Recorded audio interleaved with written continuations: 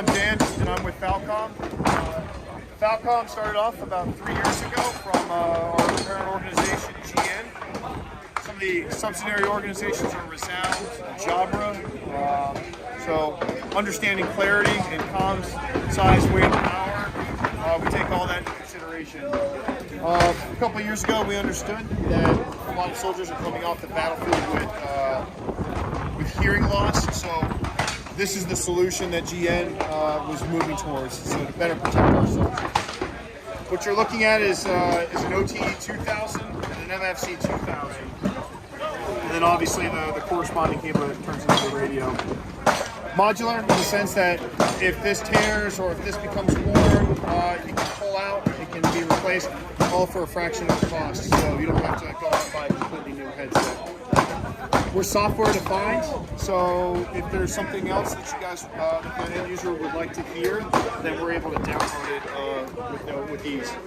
Where we really thrive in this industry is the localization. So it's not two-dimensional, it's not pixelated. If you have more or less a globe around your head, so you understand without second guessing yourself, hey, is that 1 o'clock high? Is that 3 o'clock low? Is that an unwanted sound? So that's where we really thrive. 3D channel separation in the sense that we can have up to 4 channels and they don't all crash into the eardrum or into your ear. You can do 3 o'clock, you can do 9 o'clock, 1 o'clock high, 11 o'clock high, and you can attenuate or adjust that volume. So more or less you have a psychoacoustic deck inside your head. When it comes to power, if we think along the lines of an 8-hour battery life, we're drawing about 3 to 4 minutes off of that. That's the down and dirty. Today we're launching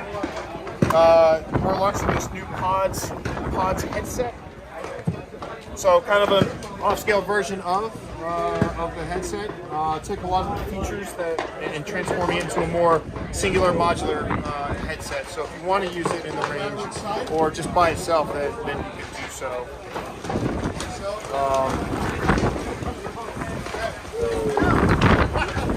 What's different? So we retain the neoprene headband, still modular in the sense that if something breaks, we've adjusted the speaker microphones, but we placed them to a more advantageous position. The geometry still remains the same in the sense that it replicates the human ear.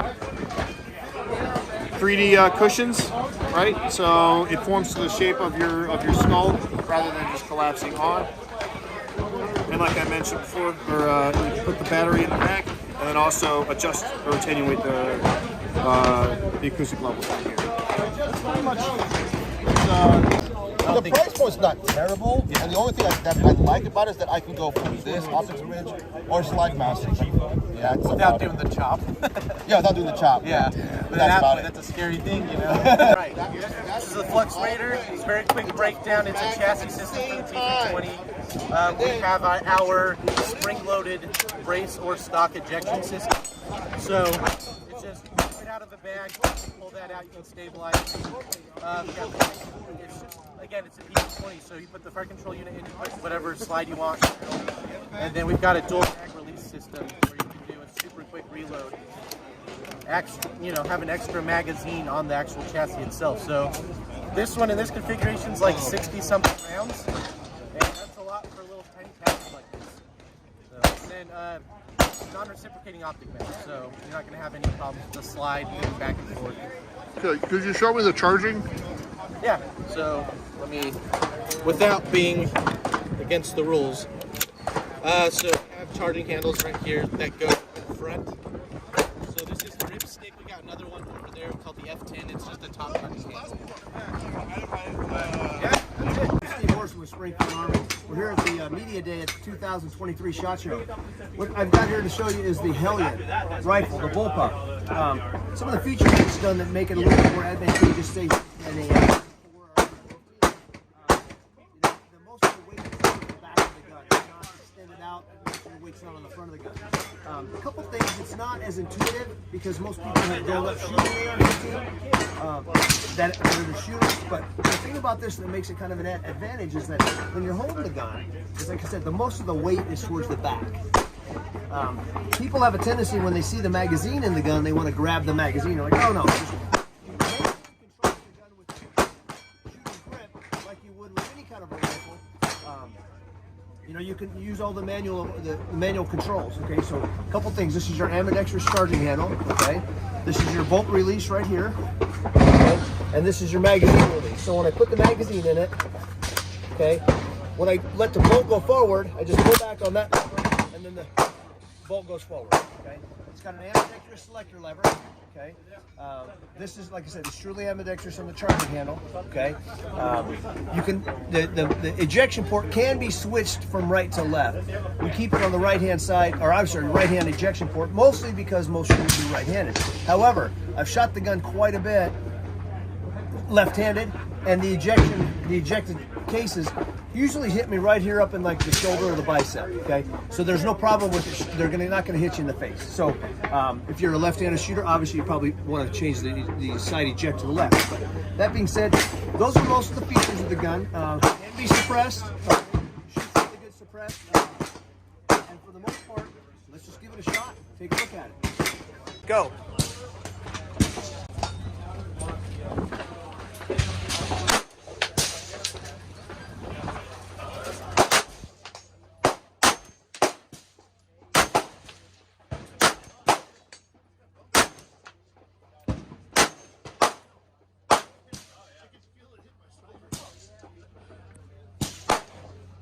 Hey guys, this is Sean from Zenith Firearms. If you guys didn't know, we're actually no longer importing firearms. We're actually manufacturing them in Virginia. So we are in Afton, Virginia, and we are manufacturing our ZF5.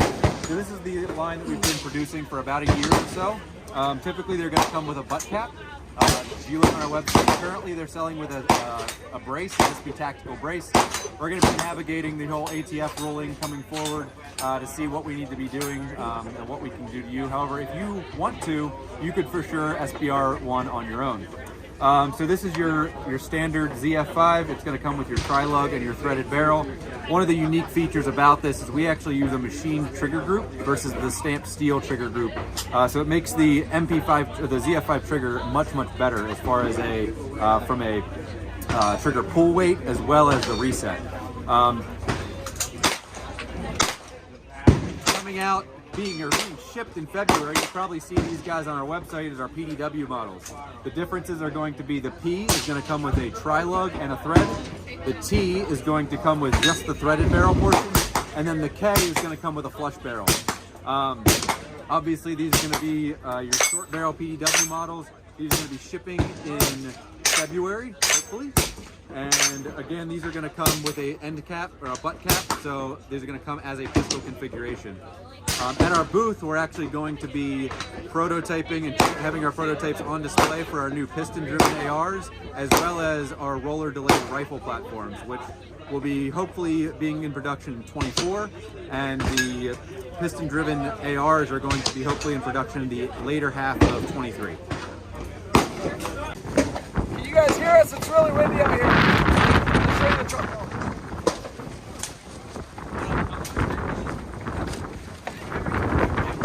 Drawer system. We got lock. Little triggers here that are going to release your lock system. So we're going to press the next one down. That's going to open it up. And now you've got a full outdoor kitchen opportunity. And you come over here. Set your pan up. If you need propane, put your connector on your Genesis cooking system. Just grab propane on here and you can cook down in here. Seasoning, ready to eat on the road. The other thing we'll show you real quick here as we come around here. So, in this system, you have the ability to lock up your expensive equipment, turn it, bring it out, and these truck vaults can hold around 2,000 pounds capacity on top. What I like in here is you have these slidable boards, so you can have your weapons in here off to the side with dividers, but if you need to come in, camera gear, scopes, specialty optics. If you want to work with ammo, have a work surface, that part comes with super. And one other thing on the kitchen side is if you get this dirty from cutting up fruits, vegetables, that off, take it by a creek and wash it off. Just lift it. It's pretty much if you do like one. So at Burner Technologies, we focus on a less lethal option to bridge that gap from a lethal firearm to not having anything in it at all. Everybody deserves to be able to protect themselves. So what we have is our flagship launcher. This is our SD. This is our second generation handheld launcher. It utilizes an 8-gram CO2, which goes right here underneath the barrel. Once you insert that into the chamber, you insert a magazine of 5 rounds of different various loadouts that you can have. You can lay dormant. The CO2 has not been punctured at this point. It doesn't puncture until you fire it for the first time. When you put it on fire, you pull the trigger, it punctures the CO2, and sends that first round at the same time. We have 5 types of rounds, 2 chemical agents. One is our OC, which is 5% OC. We have a max round, which is our OC CF. We also have a kinetic round, which is solid polymer, can be used for blunt impact. And then we have 2 training rounds. We have our EP, which is a cheaper version of the SC. The only difference is that there's no external safety to have to worry about manipulating. Our LE version utilizes a 12-gram CO2, so you get a little bit more rounds. We got the projected sights, and the rounds are coming out just a little bit hotter. And then our other line of launchers, do you want to talk about that? TCR, kind of like the same system as our pistols. 8-gram CO2 goes right here, in this chamber right here. The 12-gram goes right in here. It does not puncture the CO2. I got a magazine of 12 rounds right here, and a 7-round backup right there. Very easy to set up and set aside, and it'll also lay dormant for you until you fire for the first time. Our Mission 4, it can be configured in a couple different ways. We have the HPA tank configuration here. We also have an adapter.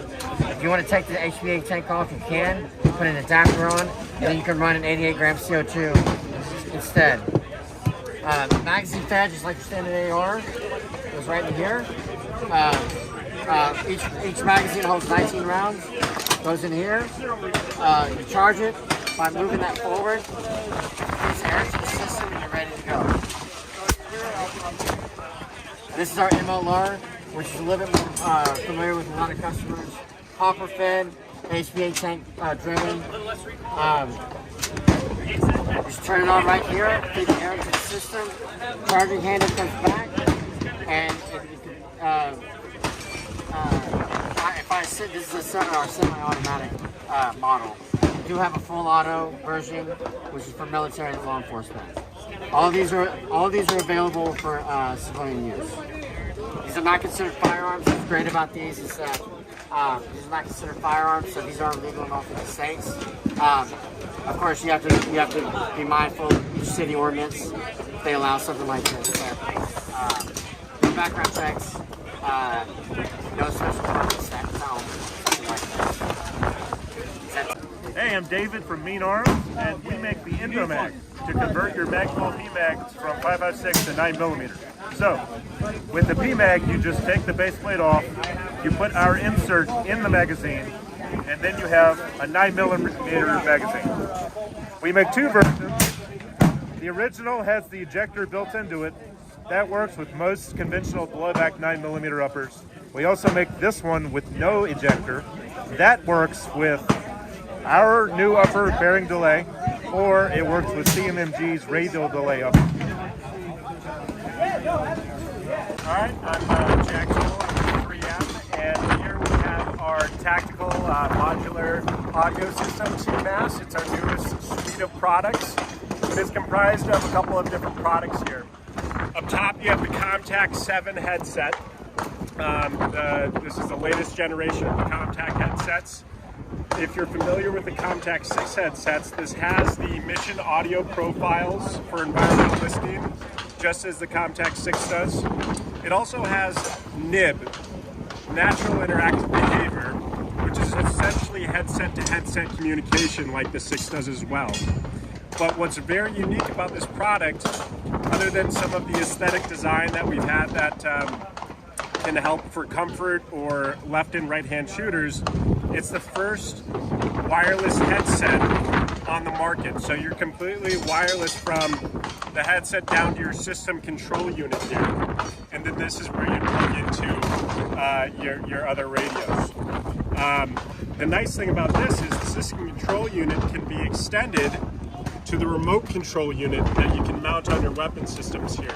So you have push-to-talk capability from there. You can adjust volume settings or vision audio profile settings as well. You know, between, radio volume settings as well as push-to-talk. The last component is the TEP300 of the TMAS system. So these are electrical in-ear plugs, and they actually have an air mic built into them. So you could use either the headset or the electronic earplugs standalone, or you could use them in conjunction. But if you didn't need the headset, that air mic will pick up vibrations in your ear canal, so you could transmit without a boom mic in front of your mouth as well.